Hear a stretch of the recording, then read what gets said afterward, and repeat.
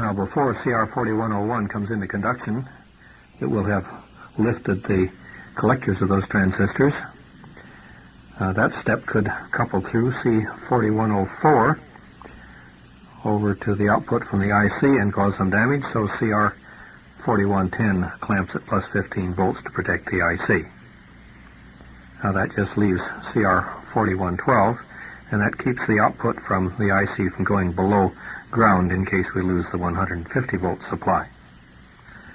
I guess I neglected to mention that the high frequency path for rapid changes in cathode current is through C4106 and to drive the base of Q4105.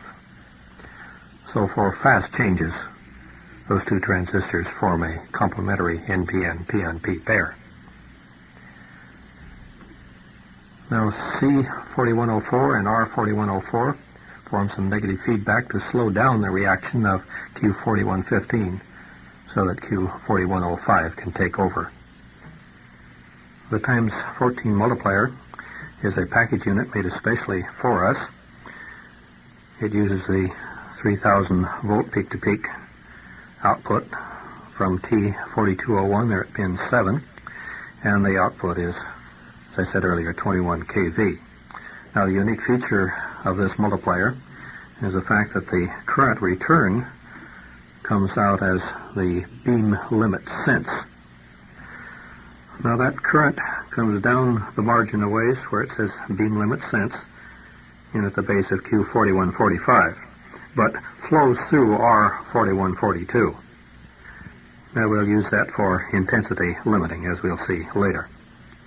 Now the multiplier uses 14 diodes in the multiplier, and in addition there's a diode between the beam limit sense output and ground, so that that point can't go below ground in case that line is opened, if someone pulls a cable, for example. Now there's a 10 meg resistor in series with a 21 kV output in case that point gets shorted to ground. It current limits. Well, let's look next at the Z-axis circuit. First, the inputs. Let's begin down at the lower left-hand corner in the margin. The second input up where it says Z-axis from J2014. Now that comes from the logic circuit. Now that includes unblanking, intensification during the intensified mode of operation, external Z-axis, and then the output from the A and B intensity controls. Now there are actually 4 intensity controls on this instrument. The one which controls the intensity of the A time base, one for the B time base, then a master intensity control, and that's the one that's found just above the Z-axis input here, which controls the intensity of both A and B. And then there's readout intensity. We'll talk about that later. Now the bottom input, which is labeled Z-axis inhibit, comes from the readout board, and it's used to turn off the Z-axis information at the time that the character is being written, so that the readout Z-axis information can be supplied. Now just up above, the intensity limit. It comes from both A and B time base units.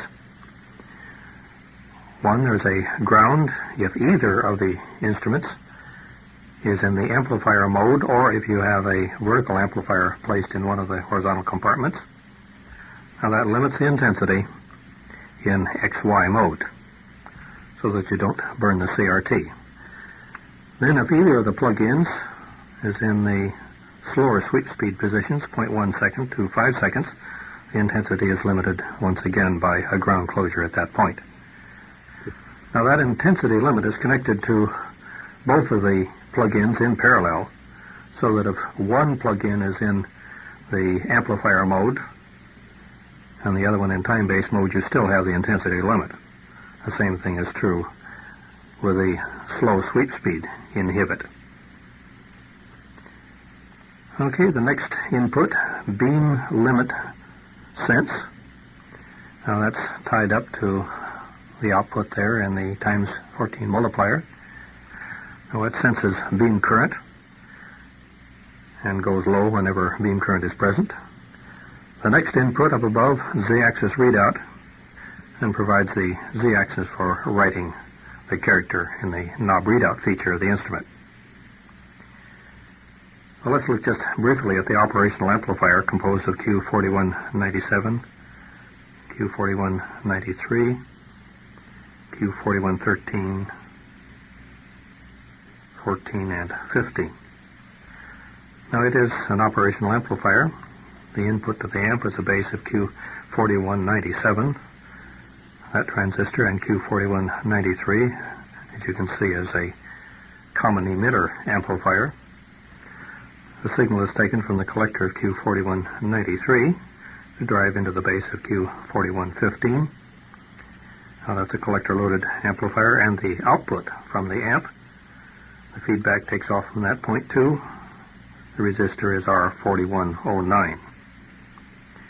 Now the collector load for Q4115 is the constant current supply supplied by Q4113 and Q4114 in shunt with R4115, in shunt of course with the feedback resistor.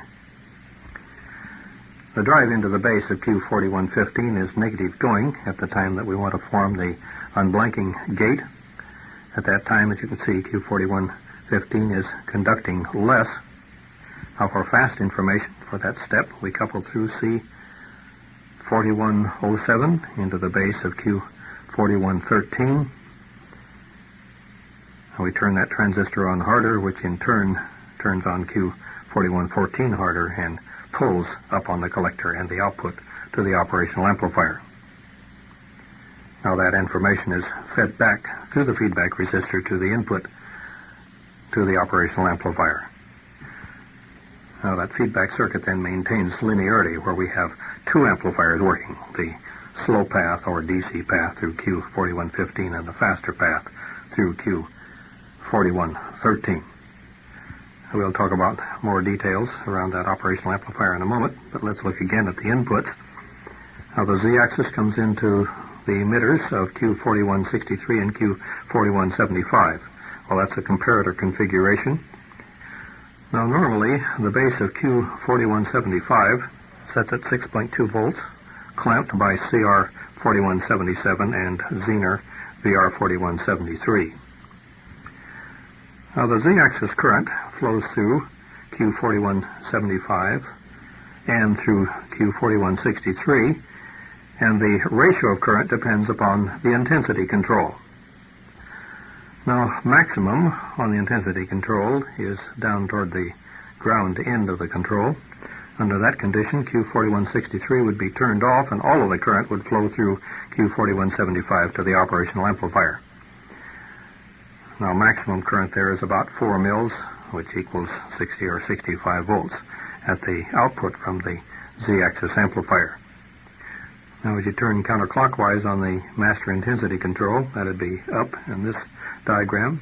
Q4163 would conduct more, Q4175 would conduct less, and less of the Z-axis current flows to the Z-axis amplifier for less intensity. Now when the Z-axis inhibit waveform comes along, now that's a negative going 6 volt peak-to-peak waveform at the time that we want to write a character. We pull down on the base of Q4177. That emitter follows it down, drops the base of Q4175, removes all Z-axis current from the Z-axis amplifier. Now prior to the arrival of the Z-axis inhibit pulse, the emitter of Q4177 is sitting at 6.2 volts, clamped by CR4177. The base is at the same potential, clamped by CR4175. Notice the pull up to plus 15 volts through R4177. So Q4177 is off prior to the arrival of the Z-axis inhibit waveform. Now when that waveform arrives and Q4177 turns on, pulling down on the base of Q4175, then CR4171 catches the base of Q4163, Holding that base at 6.2 volts, its emitter is one junction below that. That in turn would hold the emitter of Q4175 such that you can turn that transistor off with the Z-axis inhibit waveform. All right, let's look at the intensity limit circuit. Well, first, we'll limit whenever either of the time bases is in the amplifier mode, or if you have a vertical plug-in in one of the time bases. Under that condition, the base of Q4159 will be pulled down to ground. If either of the time bases is in the slow sweep speeds of 0.1 second to 5 seconds, then the base of Q4159 will be pulled down to ground and limits the intensity to keep from damaging the CRT. Then at any sweep speed, if the Z-axis current gets above about 2.25 mils, now that represents about 37 volts at the output from the Z-axis amplifier, then limiting will begin to occur, providing that the beam sense at the output from the times 14 multiplier indicates that beam current electrons are being received by the post-accelerating anode. Let's consider now why we need the beam sense input into this limiting circuit. Now, if we can limit by the amount of Z-axis current, then why do we care what the post-accelerating anode sees in the way of beam current? Well, the answer is in the 10 millisecond delay in the reaction of the beam sense circuit. Now, that's propagation time around the loop. That is, the post-accelerating anode receives the beam current electrons. We get an output from the times 14 multiplier, which in turn then must pass through a delay network composed of C4140, L4140, and C4142 before it reaches the base of Q4145. Now, in measurements requiring repetitive signals, even at very fast sweep speeds, the beam sense enables the limiting circuit. However, for a very fast single sweep operation within the 10 millisecond delay time, the limiting circuit is not enabled, and the CRT works full bore, so to speak. Well, let's look first at the beam sense circuit. Now, the beam current electrons received at the post-accelerating anode pass through the times 14 multiplier down in at J4120 and flows through R4142. And the voltage drop across that resistor sets the base level at Q4145. Now let's establish a condition first in the absence of beam current. Let's begin at the emitter of Q4151. The cathode of CR4151 sets at plus 15 volts. The emitter of that transistor then would be at 15.6. We're down a junction to the base of that transistor, 15 volts. Well, you'll notice that in the absence of beam current, the base of Q4145 is pulled up to plus 15 volts. So that transistor is off. We have no base current for Q4151, and that transistor is off. Now, just as soon as beam current is received, we begin to pull down on the base of Q4145, turn that transistor on, which in turn turns on Q4151, and that supplies emitter current for Q4159 and collector current for Q4185.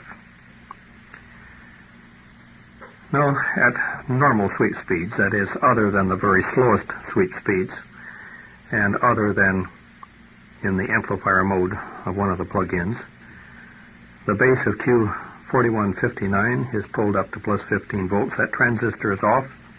There's no collector current for Q4183. The only transistor enabled is Q4185. Now, as the Z-axis current exceeds about 2.25 mils, we'll get enough voltage drop across R4185 to turn on Q4185. Some of the Z-axis current is siphoned off through that transistor and through Q4151 up above. Now the amount of current that is siphoned off depends somewhat upon how hard Q4151 is conducting, and that's a function of the beam sense. Now with a very fast single sweep measurement, then Q4145 and Q4151 wouldn't have time to turn on. Remember the 10 millisecond delay. Q4185 wouldn't have any collector current, and it couldn't siphon off any current, and all of the Z-axis current flows into the Z-axis amplifier to provide unblanking. Now let's look at the intensity limit. We said that that would be a ground in case we're in the amplifier mode or one of the slower sweep speeds, which turns on Q4159 and supplies collector current for Q4183. Now only 1 mil or so of Z-axis current flowing through R4183 will turn on Q4183 and siphon some of the current off through that transistor through Q4159 through Q4151 up above, thereby limiting the Z-axis drive in the amplifier mode and in the slower sweep speeds. Well, let's look at some of the protective diodes. CR4150 protects the base emitter junction of Q4151 in case Q4145 is pulled out of the socket when the instrument is hot. CR4151, as we said earlier, clamps the emitter of that transistor at 15.6 volts. However, if you draw way too much current through Q4151 by having excessive beam current, then that diode would disconnect and we have current limiting through R4151. Now, CR4145 solves a rather unusual problem that occurs if you lose the plus 15 volt supply momentarily. Now let's go over to the common emitter stage, Q4197 and Q4193. If we lose the plus 15 volt supply, we've lost the emitter supply there. The collector then drops toward a minus 15 volts, which turns off Q4115. Q4113 and Q4114 are conducting hard, 10 mils or so, which pulls the output from the Z-axis amplifier up to about 100 volts. Now the DC restorer circuit, as we'll see later, won't follow quite that far. However, we do zero bias the CRT. The CRT lights up like a searchlight. We get lots of beam current. All right, that beam current in at the beam sense pulls the base of Q4145 down to ground. Now that requires only 50 microamps in order to do that, you see, flowing through R4142. Now, watch this path closely. We said that the base of Q4145 was pulled down to ground, which pulls down on the emitter of that transistor. Now, since the collector is at ground, that means that transistor is saturated, probably not more than 100 millivolts or so of emitter drop there. That pulls down on the base of Q4151. D4151 will have disconnected, or current limited then, through R4151. That's about 5 mils, I guess. Now that transistor saturates, and the base collector junction becomes forward biased. You might want to just sketch in a little arrow there on that collector to show that we have a forward biased base collector junction. Now that in turn pulls down on the collector of Q4185. There we have another forward biased collector base junction. Notice that's an NPN. So all three of those transistors are saturated. Now let's return the plus 15 volt supply. This was just a momentary short then. All right, with 50 microamps flowing, Then we're still holding down on the base of Q4145. Q4151 is still saturated. Now we're trying to pull up on the base of Q4185 in through the feedback resistor R4109 to that plus 100 volts or so that's still being maintained at the output from the Z-axis circuit. Well, that pulls about, 6 mils or so through Q4185's collector base junction, through R4153. Well, that's about a 6-volt drop right there. But it keeps all three of those transistors saturated. You see, as long as we have the 100 volts at the output from the Z-axis circuit, we're still drawing in excess of 50 microamps of beam current, which in turn holds down on the base of Q4145. Now, through that path that we just mentioned then, it holds down on the base of Q4197, holding that transistor on, which in turn holds Q4193 off, and we're locked up with high beam current through the CRT. All right, back to CR4145. Now, we said that the base of Q4197 will have been pulled up to about 6.5 or 7 volts by the feedback resistor.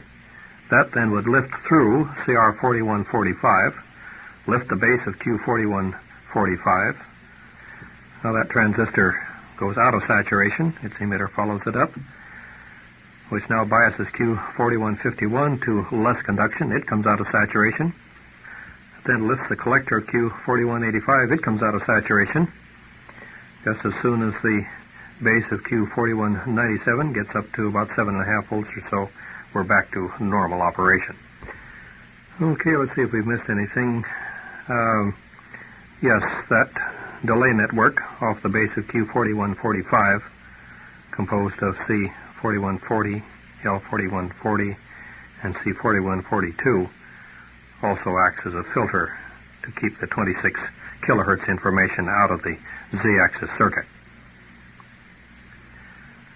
Now notice that when the Z-axis inhibit has removed the normal Z-axis drive, then we get Z-axis readout through grounded base transistor Q4135, which flows into the input of the operational amplifier there at the base of Q4197.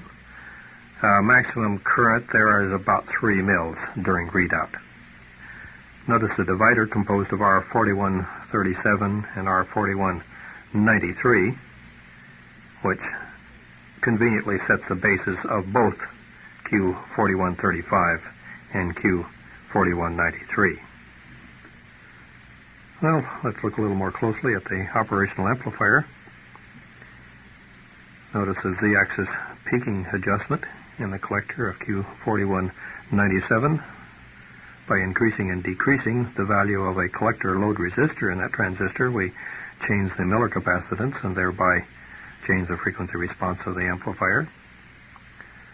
CR4195 protects the base emitter junction of Q4197 in case Q4135 is pulled out of the socket when the instrument is hot. You see that would pull the base of that transistor up to 50 volts. Okay, there's a biasing network composed of CR4110, CR4111, and Zener VR4111, which sets the bias level at the base of Q4114 and also at Q4113. Now, since the base of that transistor is 2 junctions below 100 volts and the emitter is 1 junction below 100 volts, then we have a forced 600 millivolts across R4113 and a constant current supply. Now, the reason for the cascode configuration in Q4113 and Q4114 is to provide a lower capacitance drive into the base of Q4113. See, since the collector of that transistor drives into the low impedance emitter of Q4114, then the collector doesn't move. If it doesn't move, then it doesn't reflect Miller capacitance to the base of Q4113. Now, the termination of the unblanking gate will tend to cause Q4113 to draw less current. Now, we can speed things up by coupling that step through C4105 to the base of Q4115. Turn that transistor on hard during the trailing edge of the unblanking waveform and improving the fall time of the unblanking waveform. CR4103 protects the base emitter junction of Q4115 in case Q4193 is pulled out of the socket. The base of that transistor, you see, would head towards the minus 15 volts. All right, the output from this Z-axis amplifier with a swing from, about 5 volts or so with minimum intensity up to 60 or so with maximum intensity, with no limiting, that is, goes into the DC restorer circuit, which provides the grid bias for the CRT. Well, let's talk about the operation of the DC restorer. First, we pick off a 800 volt peak-to-peak sine wave from pin 6 of T4201, feed it down through R4217, and we're going to limit the positive and negative excursions of that sine wave. Limit the positive excursion by CR4217 and the negative excursion by CR4218. Now, CR4217 will come into conduction at about 100 volts. That's the design center for the grid bias control. CR4218 comes into conduction with a negative excursion at whatever the output from the Z-axis amplifier happened to be at the time.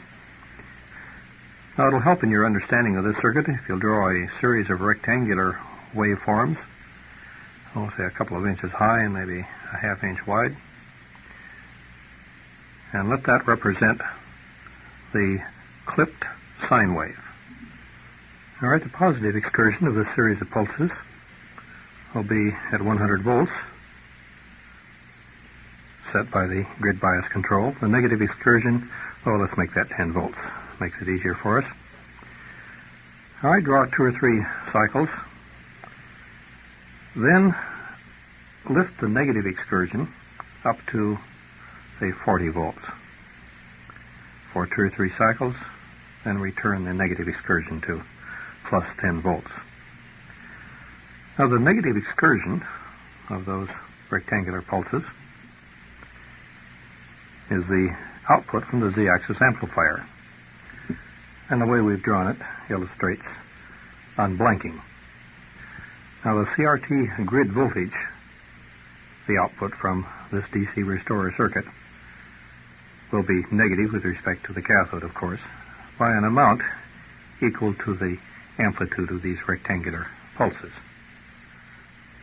All right, it would start then at a minus 90 volts, the difference between 10 volts and 100 volts.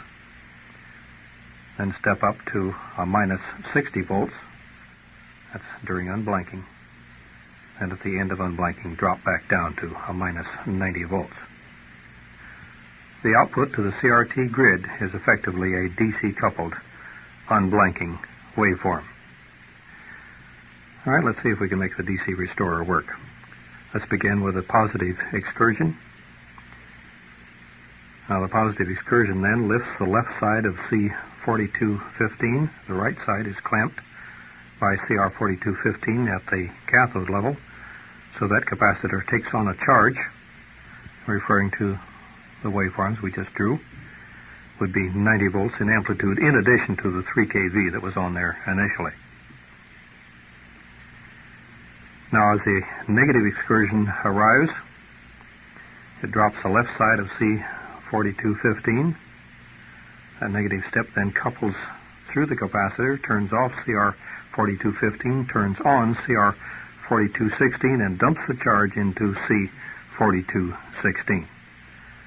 That capacitor then takes on that 90-volt charge, in addition to the 3 kV. All right, with the arrival of the next positive excursion, CR4215 clamps the right side of C4215. It takes on another charge to be dumped through CR4216 into C4216 with the arrival of the next negative excursion. The net result, as I said earlier, is a negative going voltage, negative with respect to the cathode, which is applied to the grid, which is equal in amplitude to those clipped rectangular waveforms. Now, since the bias requirements differ with different CRTs, we need the grid bias adjustment to compensate. Now, fast unblinking information will couple through C4219 to the CRT grid. Notice the two neons, DS4216 and 4218, between the grid and cathodes to prevent arc over in case the grid and cathode supplies don't come up to potential at the same time.